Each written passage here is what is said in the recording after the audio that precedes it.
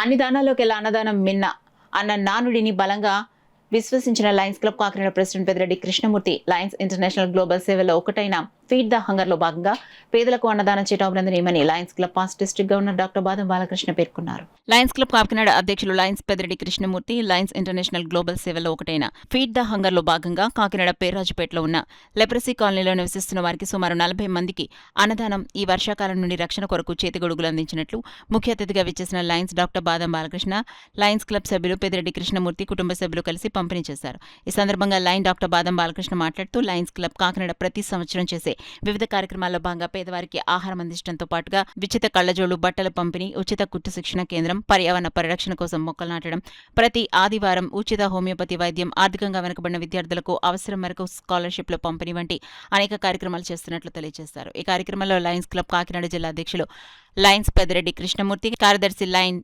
VVK నూకాజీ, కోశాధికారి lion పిఎన్వివి రాజు, regional chairman దొడ్డి Ramasubramanian, senior సభ్యులు లయన్ జిఎల్ జగన్నాథరావు, సెమకుర్తి పాపారావు, బాదం కృష్ణారావు, దీక్షతలు గోపాలరావు, ఎంవీఆర్ మోహన్ కుమార్ తదితరులు పాల్గొన్నారు. 30 గొడుగులు అలాగే ఉన్నవారికి అందరికీ కూడా భోజనాలు కూడా పెట్టించడం జరిగింది.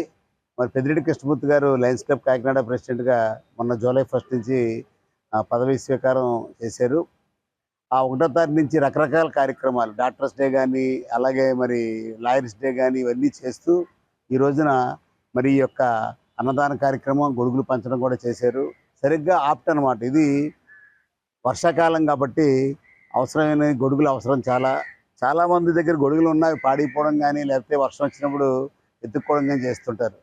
మరి అలాంటి వారికి అందులో ఈ యొక్క లెపర్సీ పేషెంట్స్కి, లెపర్సీ పీపుల్కి ఆ గొడుగులు ఇవ్వడం కూడా నిజంగా కొంతమంది పాక్కుంటూ వెళ్తున్నారు, ఇక్కడ చూస్తే తెలుస్తుంది.